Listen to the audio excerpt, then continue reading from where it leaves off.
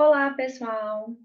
Eu sou a professora Poliana e essa é a aula de Bases Histológicas do Corpo Humano.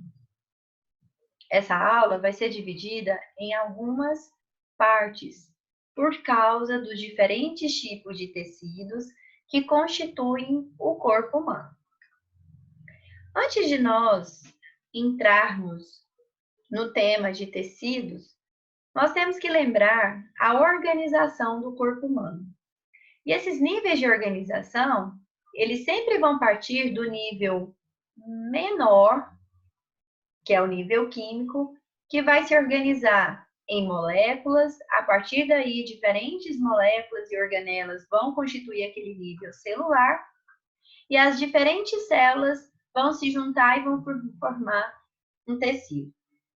Então, observe que o tecido nada mais é do que o conjunto de células com a mesma morfologia e função, e em geral eles possuem a mesma origem embrionária.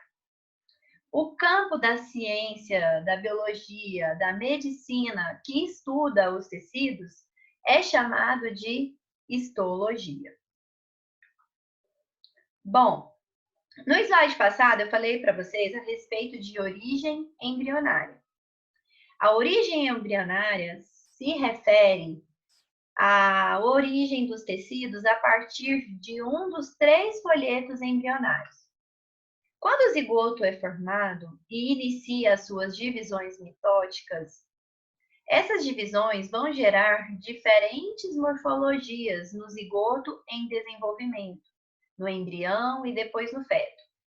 E isso vai repercutir em etapas. Em uma das etapas é formada a gástrula. A gástrula está representada aqui nessa figura por essa região. E ela possui 3 diferentes tipos de tecidos que vão culminar no feto em diferentes sistemas corporais. O primeiro, o ectoderma, que é o folheto mais externo, está relacionado com a origem do tecido epitelial, que vai formar, por exemplo, a epiderme, a camada mais externa da nossa pele, e ajuda também a formar os órgãos que têm cavidades. O segundo folheto é o mesoderma, representado aqui pelas células amarelas. O mesoderma tem muita relação com o segundo tipo de tecido do nosso corpo, que nós chamamos de tecido conjuntivo. Ele também vai estar presente na pele, mas naquela camada média, que é a derme. Vai também ajudar a constituir as células do sistema esquelético, do sistema circulatório, e também é importante na formação do tecido muscular.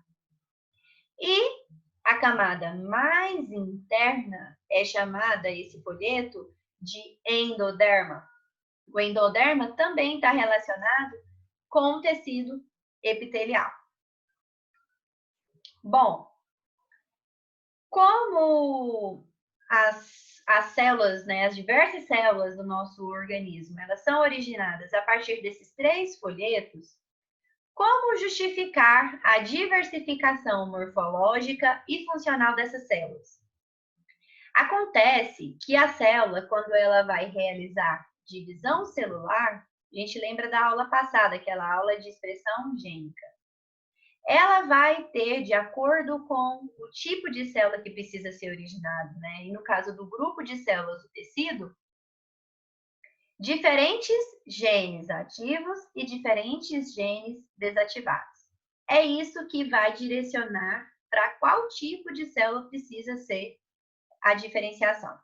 Então, vamos observar aqui nessa figura. Você tem aquela célula que ela é totipotente. O que quer dizer isso? Ela tem capacidade de originar diversas células no organismo humano. Essa célula, depois ela vai passar para uma outra etapa que nós chamamos de células indiferenciadas. E essas células indiferenciadas, a partir de estímulos específicos, vão originar aí qualquer tipo de célula do nosso organismo, conforme o tipo de folheto que foi estimulado. você tem colônias de estimulação,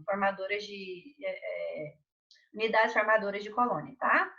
Todas as células diploides, a partir do zigoto que foi formado aqui quando o espermatozoide fecundou o ovócito secundário, eles possuem a mesma quantidade de cromossomos e genes. Células diploides possuem 23 pares de cromossomos, ou seja, 46 cromossomos no total. O que vai acontecer é que na divisão celular, alguns genes vão ser ativados, enquanto outros vão ser desativados. E aí, a partir disso, você vai observar que o corpo vai possuir células com diferente forma ou morfologia e diferente função.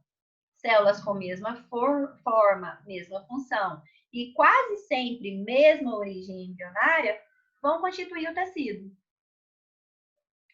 Antes de nós entrarmos, no estudo específico de cada classe de tecido, é importante nós observarmos a constituição do tecido. O tecido, ele é basicamente formado por células? Sim e não. Por quê? Essas células, elas precisam de componentes extracelulares para manter elas unidas.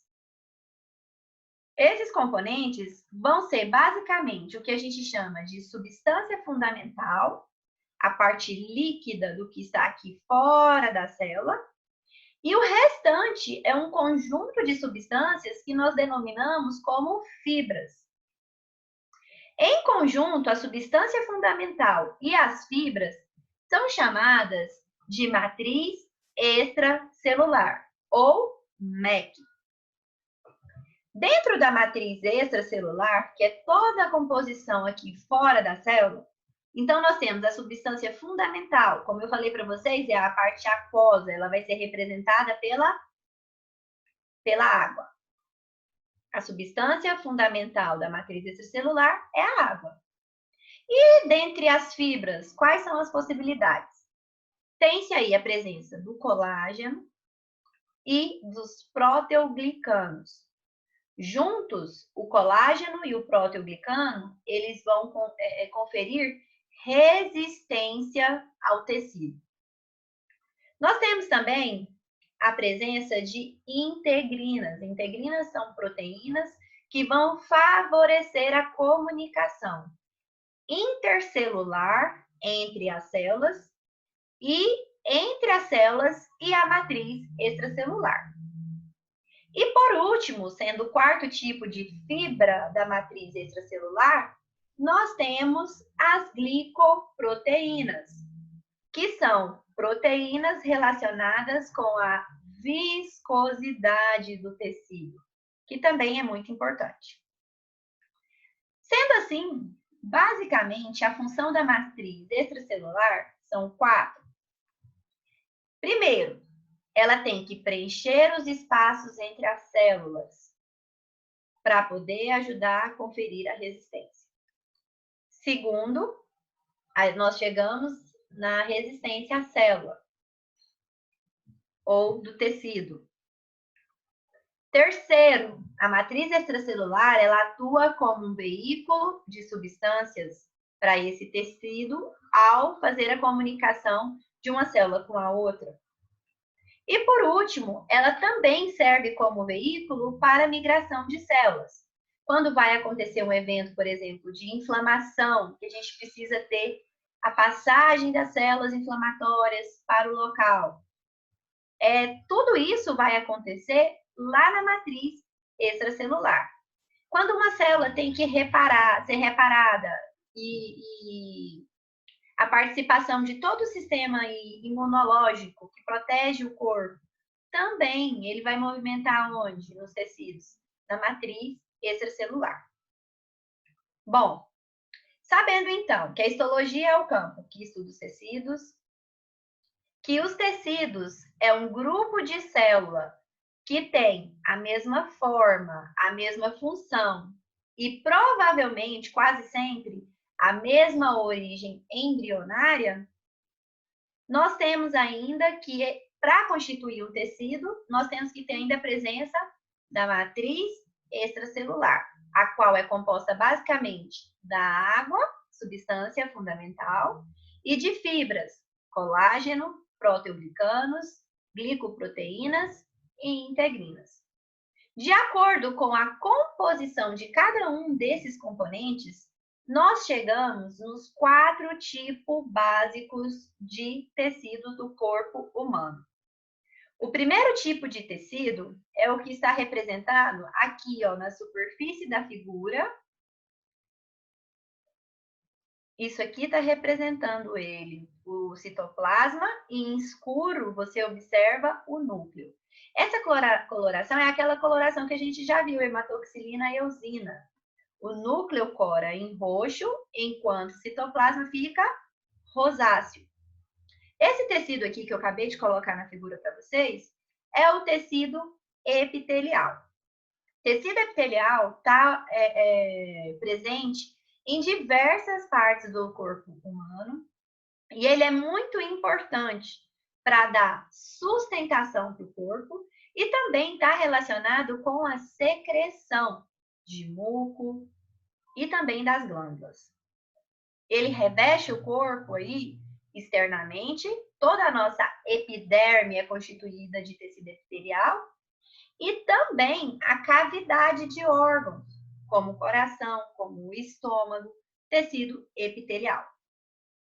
O segundo tipo de tecido é esse tecido que ele é menos organizado. Ele está representado na segunda figura e também aqui ó, na parte inferior da primeira figura. É o tecido, ele parece um cabelo despenteado, tá vendo? A gente chama esse tecido de tecido conjuntivo. O tecido conjuntivo, ele dá sustentação e proteção. Esse tecido, ele preenche os locais que precisam, tem essa necessidade. O terceiro tipo de tecido é um tecido muito importante. Ele tem a presença da actina, da miosina. Vai depender de energia, de ATP. E ele normalmente, né, grande parte dele, na verdade, porque a gente tem a parte que é involuntária, ele vai ter essa ação voluntária. É o que a gente chama de tecido muscular. Tecido muscular está, então, altamente relacionado com as movimentações, com o sistema locomotor. E por último, mas não menos importante, tão importante quanto os primeiros, é o sistema que vai captar e repassar os estímulos nervosos ou os impulsos nervosos. É o sistema que a gente chama de o tecido que nós chamamos de tecido nervoso. Bom, pessoal, essa foi a aula de bases histológicas e eu espero vocês na segunda parte do nosso conteúdo, que será de tecido epitelial.